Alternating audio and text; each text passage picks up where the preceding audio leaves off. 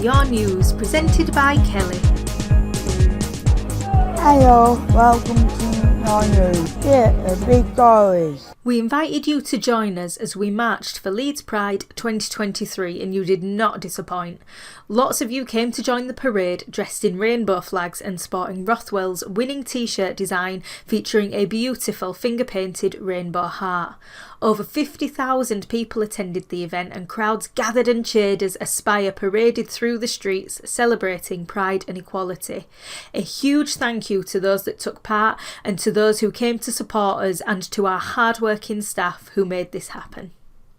We recently held our annual general meeting and as ever it was a joy to get together and discuss the year's successes and the future of Aspire. Chair of the board Dennis Holmes opened the meeting with a warm welcome before Dramarama took to the floor where they performed an inspiring rendition of Joseph and the Amazing Technicolor Dreamcoat. Zoe Bourne, our chief exec, then gave a summary of your achievements throughout the year and talked about the work done on the strategy for the future of Aspire. John Oliver, temporary finance manager, then took to the stage to review our finances for the year 2022 to 2023, where we achieved a small surplus which was reinvested into Aspire services. The meeting came to a close with a wonderful video from Yorkshire Dance and renewed excitement for the year ahead. Crowds of familiar faces gathered at Pudsey Park to take part in the Positive Digital Walk hosted by Mencap, Pyramid of Arts and 100% Digital Leeds. Lots of you came out from various bases in the West to soak up the glorious sunshine and learn some new technology skills. Nikki from Aladdin, that is Autism and Learning Disability Digital Inclusion Network, brought along tablets and taught the group to explore and learn about the plants in Pudsey Park using Seek, an app that will tell you about any plant you take a photograph of. Not only did the group learn about new technologies, they also learned lots of interesting facts about the local plant life. The next Positive Digital Walk will be taking place on Tuesday the 5th of December at Armley Mills Industrial Museum, where they will be hosting even more activities and will be showing how-to videos on the cinema screen. It's looking to be another really exciting event. Yeah, I got it from a teacher.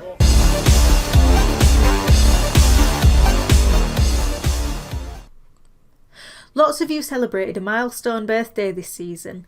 Kian, James, Reese and Rebecca turned 21. Caroline enjoyed her 60th with a meal out with her friends from Bramley Fulfilling Lives.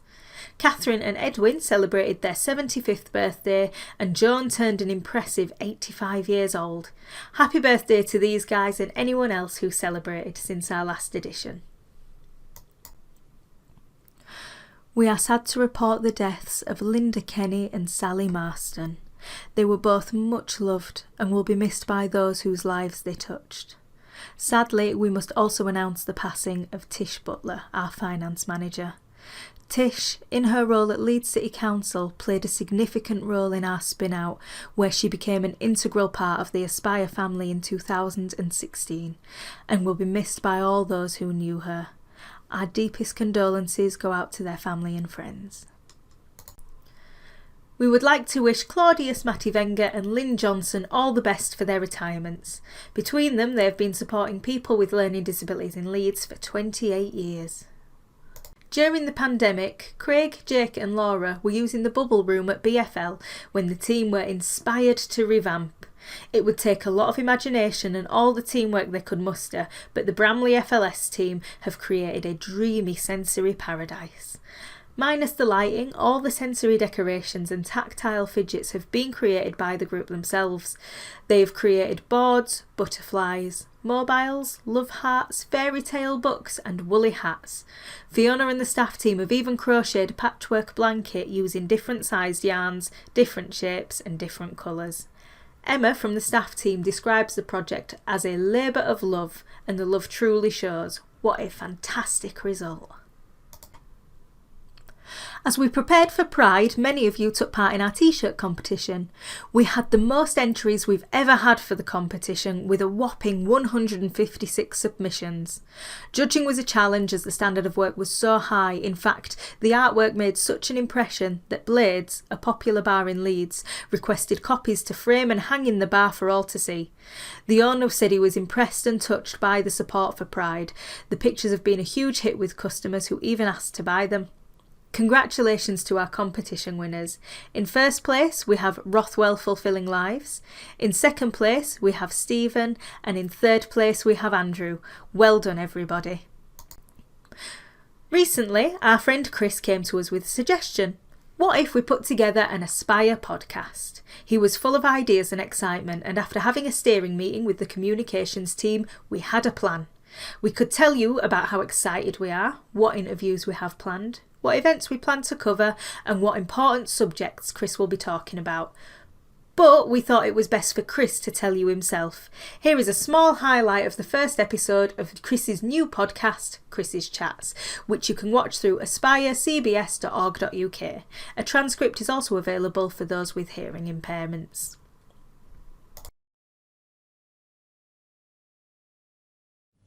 Welcome to Chris's Chat.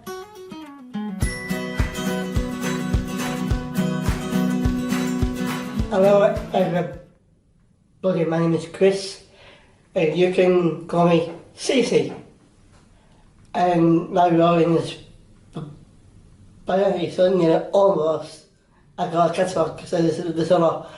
I'm a part of Christmas Council. I'm involved with everything else, for the meetings. I'm volunteer work. Felicia, what's your part of Aspire? Yeah, my name is Felicia and I'm one of the Customer Involvement Coordinator. My role in Aspire is to support the customer, to attend meetings, to be as a voice to the customer. We do meeting with them, we listen to them, whatever issue they have, we take it to the management. Today I am here to support Chris in his podcast. Tune in to the next Chris's Chats, where he will be interviewing Dramarama and discussing the future of performing arts for people with learning disabilities in Leeds. If you have any suggestions or topics you'd like to see discussed on the podcast, email Jodie Linley McVeigh at jodie, Jodie, .linley, Linley, at aspirecbs.org.uk. Things were heating up at Armley Vicarage as they welcomed a special guest. Lois Tunnicliffe, daughter of staff member Helen, came to perform one of her incredible fire routines. Fire artists are dancers and performers who use professional equipment such as fans, swords and torches to perform with real fire. Everyone at the vicarage was so excited to see the show and were blown away by her skills. To take a look at Lois's work, check out her Instagram at Lois Tunnicliffe XX. Please note that fire performances can be very dangerous and should not be attempted without professional training. James, Sarah and Stephen recently enjoyed a week in sunny Mallorca. It was a trip to remember for the group as they enjoyed daily splashes in the sea, which was right next to their hotel, trips to local towns, not to mention as much delicious food and drink as they could handle. Every night the group were the first on the dance floor and the last to go to bed. Staff members Kim and Shirley were also thrilled with the service from Jet2, who said they couldn't do enough when it came to helping people with mobility issues on and off the plane. It really was a trip to paradise for everyone and one they won't soon forget. It was all smiles recently when James attended a graduation ceremony at Future Horizons. Friends, staff and family came to cheer him on at the end of the year graduation, where James proudly stood dressed in his finest shirt and top hat to accept his certificate. James is now in his final year with Future Horizons and we're sure he'll be soaking up every minute of it and looking forward to the years ahead. This August saw a momentous occasion for Kirkstall's resident Jen, Roddy, who made the decision to retire. Roddy has been attending Kirkstall since 2014 but has been enjoying day opportunities since 1994. His friends from the centre saw him off with style with Roddy-themed decorations and a party in his honour, followed by a small meal at a local restaurant. We're sure you'll all join us in wishing Roddy a pleasant and peaceful retirement.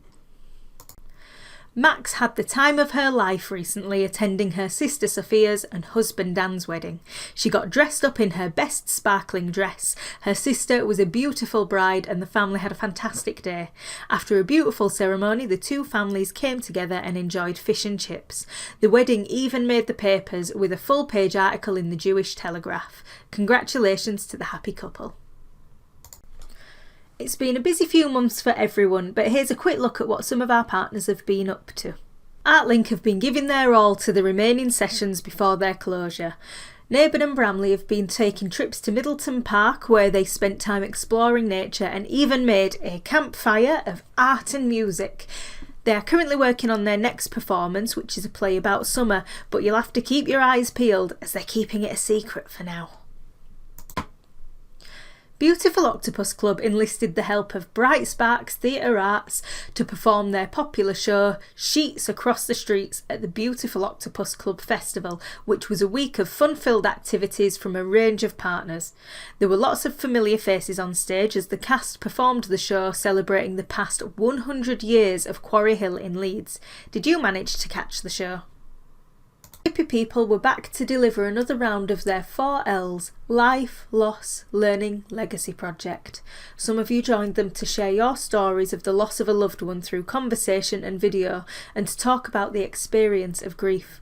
When the project came to a close, Wayne, Chris and Alan released biodegradable balloons in memory of their loved ones. Wayne reflected, "It's amazing when you listen to someone else's story, how bits of it can remind you of what you went through or was feeling, when you realise you're not the only one in that situation." The 4Ls project continues to provide an important outlet to allow people to reflect upon their grieving journey. Purple Patch recently held their end-of-term summer art show featuring none other than our very own Maxine. Max proudly showed off her abstract bouquet, which was a huge hit. She loved looking at everyone else's artwork and did incredibly well taking part in the event with confidence. Her support team were very proud of her. Yamson have recently come back from their half-term break, but not before they had a big summer break party. They had parachute sessions and percussion play, as well as lots of delicious food and drink. We look forward to welcoming the choir back and hearing your lovely voices again across the coming term. Here's a quick look at Aspire's World of Sports. Our friends at the Leeds Rhinos Foundation have been busy as ever these past few months. Lots of you have been training with the group, perfecting not only your rugby skills, but some of you have even been trying boxing sessions, and this has been a huge hit. The Airbrugh team have been working hard and packing a right wallop. Johnny and Martin recently made an appearance at the Rugby Festival in Manchester, where they played their hearts out. Well done, lads. And Johnny made another appearance with his friend Stephen, and this time they were both dressed in their finest as they attended the Leeds Rhinos End of Season Awards as part of the Learning Disability Super League team. They had a fantastic evening, sipping bubbly and celebrating a successful season with the Rhinos. They even got a chance to meet some of the team themselves, and they were especially pleased to meet Jamie Jones Buchanan. The team had a wonderful evening, and we're so proud of all their achievements. The guys from Audby recently hosted their very own Audby Music Festival. They invited their family and friends, grabbed their instruments and put on a spectacular show. In true festival spirit, everyone wore flowery lace and colourful face paint, and they even opened up a pub from their garden shed. Barbara, who attended on the day, said, "I was lucky enough to be at this event with my daughter. What an enjoyable afternoon it was, with good food, very loud but much appreciated music, and amazing entertainment from Bruce Forsyth and Mystic Meg. It was thoroughly enjoyed by everyone, thanks to all the staff." Looking at the smiles on everyone's faces, it's clear that a fantastic time was had by all as they enjoyed the entertainment, the sun, and of course, the wonderful company. Here is Diary Cakes.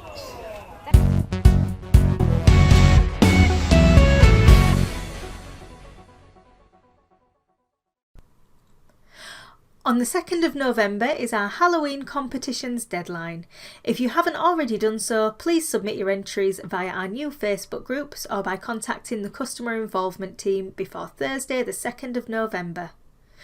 On the 3rd of November, we have Dramarama auditions between 10 and 2:30 at Rothwell Fulfilling Lives.